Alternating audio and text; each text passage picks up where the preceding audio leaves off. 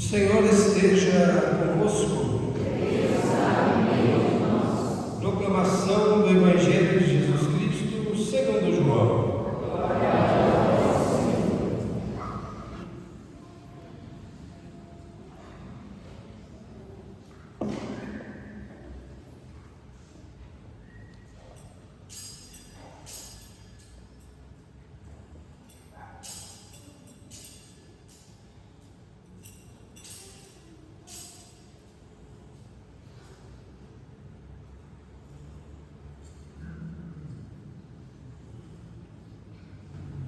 No último dia da festa, o dia mais solene, Jesus, em pé, proclamou em voz alta: se alguém tem sede, venha a mim e beba.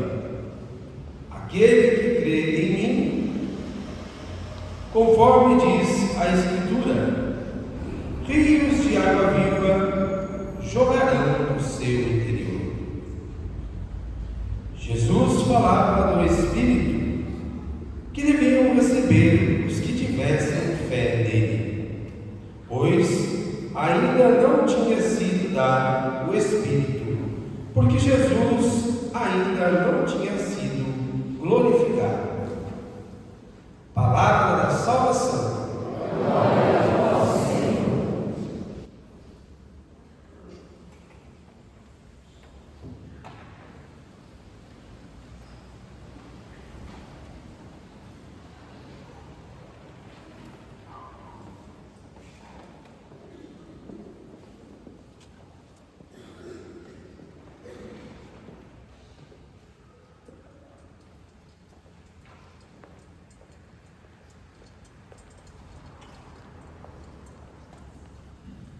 Caríssimos irmãos e irmãs, a nona lamparina do candelabro está acesa, indicando que chegamos ao nono dia da novena do Espírito Santo. E rezando o nono dia, entramos nas alegrias da solenidade de Pentecostes. Hoje fazemos memória do derramamento do Espírito Santo sobre os apóstolos reunidos com Maria Santíssima no cenáculo. Trata-se do derramamento da força do alto para que a igreja que nasceu do lado aberto de Cristo na cruz possa aparecer ao mundo. Caberá àqueles que foram chamados por Cristo e pelo mesmo Senhor enviados, na força do Espírito Santo, perpetuar pela face da terra a missão de Cristo, pois a missão de Cristo é também a missão do seu corpo, e do corpo de Cristo cada um de nós é membro. Durante estes dias nos reunimos fielmente nesta igreja e iniciamos a nossa meditação acerca do Espírito Santo, tendo presente que a liturgia nos possibilita entrar no mesmo lugar que os apóstolos e a Virgem Maria entraram, isto é, na sala do Senhor. Pela liturgia nós acessamos essa sala e recebemos a mesma graça que os apóstolos receberam, que a Virgem Maria outrora recebera quando fora visitada pelo Espírito Santo através do anjo. O anjo anuncia e o Espírito Santo visita o ventre puríssimo de Nossa Senhora para que o Verbo divino se fizesse homem, morresse na cruz e nos salvasse. Durante a novena nós meditamos temas, tendo presente o tema central deste ano: se viverdes segundo a carne, morrereis, mas se pelo Espírito fizerdes morrer as obras do corpo, vivereis. Quero fazer uma retrospectiva dos temas, tendo presente os textos da liturgia da palavra da vigília. A vigília de Pentecostes também é marcada por leituras da Sagrada Escritura, como na vigília pascal, que nós lemos inúmeros textos, ouvimos a palavra de Deus longamente, mas vez, no encerramento do período pascal, ouvimos as leituras da Palavra de Deus. Em primeiro lugar, nós ouvimos a leitura do livro do Gênesis. Trata-se do texto que descreve a confusão das línguas, a Torre de Babel. Recordo que no primeiro dia nós meditamos sobre o Espírito Santo e depois, na sequência, no segundo dia, meditamos a respeito da fonte originante da tristeza. E quando meditamos sobre a fonte originante da tristeza, consideramos que a tristeza nasce no coração do homem como fruto da rebelião do próprio homem contra o projeto de Deus. Primeiro, Satanás se rebelou contra o projeto de Deus. Rebelde, ele tenta o homem, e o homem, cedendo à tentação, como Satanás, se rebelou contra o projeto de Deus. O que nós ouvimos no texto do livro de Gênesis, capítulo 11, é justamente aquilo que nós meditamos no segundo dia. É o homem se rebelando contra o projeto de Deus. O homem quer estabelecer o seu projeto sobre o projeto de Deus, sufocando o projeto de Deus. Quando o homem se rebela contra o projeto de Deus, a confusão se estabelece, porque a harmonia, a comunhão, a unidade, nós encontramos no projeto de Deus. É interessante, eu chamo a atenção para o dado bíblico. Nós lemos o livro do Gênesis e encontramos uma sucessão de fatos que descrevem a razão pela qual o mal está presente. Primeiro, Gênesis capítulo 3, a queda do homem. O homem se rebela contra Deus. A confusão está estabelecida. O homem acusa a mulher acusa a serpente, o homem tem vergonha de Deus, a confusão. Depois, Gênesis capítulo 4, o fratricídio de Caim contra Abel. O irmão tirou a vida do seu irmão, eliminou Abel. Movido pela inveja, o mal se estabelece quando o homem se rebela contra o projeto de Deus. Ele deve ver o outro como seu irmão e viver a harmonia. Depois, do capítulo 6 ao capítulo 9, o dilúvio. Deus realiza o dilúvio porque a humanidade está corrompida pelo pecado e precisa ser purificada. Observemos que a rebelião do homem causa o caos. O caos se estabelece na nossa vida quando nos rebelamos contra o projeto de Deus. É fato. Quando olhamos para a própria vida, nós constatamos que cada vez que nós prescindimos do projeto de Deus, ignoramos o projeto do Senhor, o caos se estabelece no nosso interior, o caos se estabelece na nossa vida. À luz da primeira leitura, é necessário pedir que o Espírito de Deus nos conduza para que nós procuremos a cada dia viver o projeto de Deus e sujeitar o nosso projeto de Deus. Aqui há uma diferença. Eu disse, o homem coloca o seu projeto sobre, em cima, sufocando o projeto de Deus. O que nós precisamos fazer, movidos pelo Espírito Santo? Colocar o nosso projeto debaixo do projeto de Deus. O que deve determinar os nossos projetos são os projetos de Deus. O texto da segunda leitura do livro do Êxodo descreve a aliança que Deus quis fazer com o povo de Israel ao pé do Monte Sinai. A igreja inclui no elenco de leituras da vigília esse texto, também pelos elementos teofânicos que encontramos no texto. Esses elementos, e prestem atenção, não faltam da missa ainda, porque vamos ouvir no texto da primeira leitura o livro dos Atos dos Apóstolos, o capítulo 2, e nós vamos entender melhor os dois textos, sobretudo que nós texto do Gênesis e o texto do Êxodo, ouvindo o livro dos Atos dos Apóstolos, o capítulo 2. Porque no capítulo 2, São Lucas descreve o primeiro Pentecostes que aconteceu na vida dos apóstolos, dos discípulos. E nós vamos encontrar os sinais teofânicos que hoje encontramos no texto da segunda leitura do livro do Êxodo. É Deus se manifestando na vida do povo, é Deus fazendo aliança com o povo. Nós meditamos, estimada Paula, no terceiro dia, a respeito da fonte originante da alegria. E nós aprendemos que a alegria, ela está justamente em viver o plano de Deus, em permanecer em Deus. É o contrário do que nós meditamos no segundo dia. Quando o homem se rebela contra Deus, a tristeza se estabelece no coração do homem. Quando o homem permanece em Deus, e foi o próprio Cristo quem disse no capítulo 15 do Evangelho de São João, quando o homem permanece em Deus, o homem experimenta a alegria que vem do Senhor. Fazer aliança com Deus é permanecer com Deus. Aqueles que se casam, qual é o compromisso que você assume no dia do seu casamento?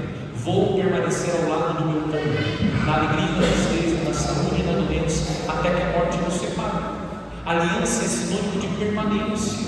O texto da segunda leitura é um convite para que renovemos com Deus a nossa aliança, a nova e eterna aliança, essa aliança que nós estamos celebrando agora, porque a missa é a nova e eterna aliança, é permanecendo em Cristo. Portanto, é necessário pedir ao Espírito Santo de Deus que dê a nós a graça da perseverança, para que perseveremos na comunhão com o Senhor, para que permaneçamos em Cristo Jesus. E permanecendo em Cristo, nós vamos experimentar essa alegria que vem do Senhor. Na terceira leitura do profeta Ezequiel, o profeta anuncia que Deus irá restaurar o povo de Israel e conduzirá de volta a sua terra. Qual é o contexto histórico? O povo de Israel está exilado na Babilônia, e pelos lábios do profeta Ezequiel nós temos essa visão tão forte do profeta Ezequiel, os ossos ressequidos, e o Espírito de Deus vai fazer com que aqueles ossos voltem à vida. É o que Deus quer fazer conosco. E nós procuramos viver esta dinâmica, a dinâmica de morrer para a vida velha e com Cristo ressuscitar para uma vida nova, meditando a respeito da oração, da penitência, da confissão, da palavra de Deus, da Eucaristia, e hoje vamos meditar sobre a devoção mariana. Tudo isso vai nos ajudando a recuperar esta vida que nós perdemos, porque nos afastamos de Deus, porque passamos a viver segundo os nossos instintos, os nossos desejos desordenados. Viver a Eucaristia, comungar com Cristo, meditar a palavra de Deus, buscar a confissão, fazer penitência, a oração vai promovendo aquilo que o profeta Ezequiel está anunciando. Nós recuperamos a vida. A vida em Deus é recuperada, porque nos aproximamos de Deus através desse caminho que nós meditamos durante estes dias. E por fim, a última leitura do Antigo Testamento. O profeta Joel, o profeta anuncia que o Espírito do Senhor será derramado sobre todo o ser humano, e todo aquele que invocar o nome do Senhor será salvo. Todo esse caminho que nós percorremos visa a nossa salvação. Buscar viver a vida segundo o Espírito é buscar a salvação, porque nós queremos viver eternamente com o Senhor, nós queremos viver as alegrias do céu, e por isso nós pedimos ao Espírito Santo de Deus que renove a face da terra, que o Espírito Santo renove as nossas forças, o nosso ânimo, o desejo de buscar sinceramente a pátria definitiva. E entramos no Novo Testamento ouvindo a carta de São Paulo aos Romanos, o capítulo 8. Não está contemplado o versículo que é o tema da nossa novena deste ano, mas ouvimos o capítulo 8, lapidar. E a frase lapidar no texto: o Espírito vem em socorro da nossa fraqueza. Nós podemos contar com o auxílio do Espírito Santo, porque não seremos capazes, pelas nossas próprias forças, de matar esse homem velho, esse homem que vive segundo a carne, para viver segundo o Espírito. Como é difícil! Como é difícil lidar consigo mesmo. O poeta diz: lidar consigo mesmo é trabalho de artesão, fio a fio, e leva tempo para dominar o coração. Sem essa graça de Deus, sem o auxílio do Espírito Santo, nós nos rebelamos contra o projeto de Deus, nós nos afastamos de Deus, mas o Espírito vem em socorro da nossa fraqueza. No Evangelho, o capítulo 7 do Evangelho de São João, encontramos a festa das tendas, ou a festa do tabernáculo. Trata-se de uma festa agrícola, em primeiro lugar. As festas judaicas geralmente têm origem nas festas agrícolas dos povos. Nesta festa agrícola das tendas, o povo celebrava o dom da colheita. A colheita estava no celeiro, o povo agradecia por tudo aquilo que foi recolhido, colhido, e o povo pedia que Deus enviasse para as próximas colheitas a chuva necessária, para que a terra fosse fecunda. O povo de Israel se apropria de uma festa secular, popular, e o povo passa a celebrar na festa dos tabernáculos ou das tendas a festa da purificação do altar do sacrifício. O que os sacerdotes faziam? Eles caminhavam até a fonte de Siloé, recolhiam a água para fazer a purificação do altar do sacrifício, o altar que estava no templo, sobre o qual os animais eram sacrificados e oferecidos a Deus. E o povo purificava, e os sacerdotes purificavam o altar, pedindo a Deus a mesma graça que o povo recebeu durante a travessia pelo deserto. Pedir a graça da renovação espiritual, porque Deus fez brotar água da rocha fendida no deserto, e Deus renovou espiritualmente a vida do povo através desse sinal. O povo estava murmurando, se rebelando contra Moisés, contra Deus, e Deus fez jorrar da rocha fendida a água. Quando o sacerdote lavava, purificando o altar do sacrifício, pedia essa graça. Hoje Jesus se apresenta participando da festa das tendas, da festa do tabernáculo, como a verdadeira rocha. É dele que jorra a verdadeira água que nos purifica. Jesus é a rocha que foi crucificada e vendida, jorrou a verdadeira água para nos purificar. E esta água é o Espírito Santo que foi derramado sobre nós. Alguns veem na cruz Pentecostes acontecendo. Alguns entendem que Pentecostes aconteceu no exato momento da paixão de nosso Senhor, porque Jesus deu o último suspiro, e Jesus suspirou. O sopro, o hálito, Jesus derramando sobre nós, sobre a igreja, sobre cada um de nós, o Espírito Santo. Essa é a graça que hoje nós celebramos. A graça de receber esta vida nova de Cristo Jesus através do Espírito Santo. Esse Espírito Santo que nos fortalece, esse Espírito Santo que ilumina, esse Espírito Santo que é o doce hóspede da alma, esse Espírito Santo que vem em socorro da nossa fraqueza. Podemos contar com o auxílio do Espírito Santo, porque essa água que é o próprio Espírito que foi derramada sobre nós, nos purifica, nos renova. Por isso hoje nós vivemos no ato penitencial da missa a aspersão, para recordar o nosso batismo e para lembrar que o Espírito Santo foi infuso em nós no dia do nosso batismo, para que esse Espírito que hoje pedimos a sua efusão. Por que efusão? Porque o Espírito já foi infuso em nós. Agora pedimos que o Espírito Santo nos conduza, que Ele nos dirija, que Ele ilumine os nossos passos. Termino com uma brevíssima meditação sobre o último tema, que é a devoção mariana. E eu quero citar um único texto bíblico para fundamentar a nossa devoção à Virgem Maria.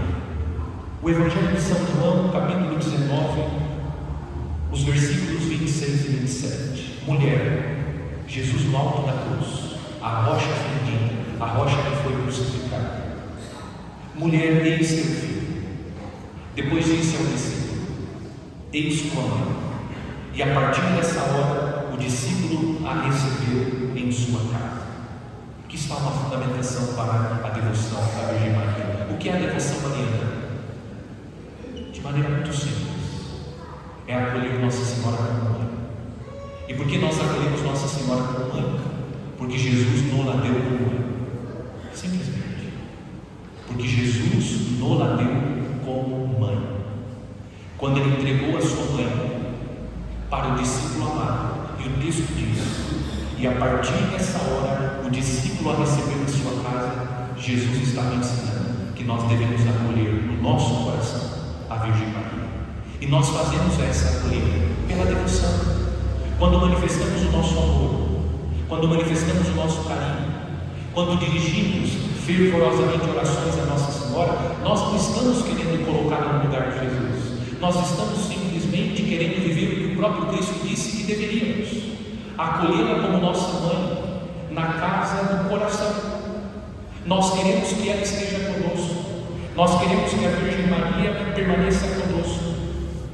Ela esteve com os apóstolos na sala do cenáculo. Maria acompanha a igreja.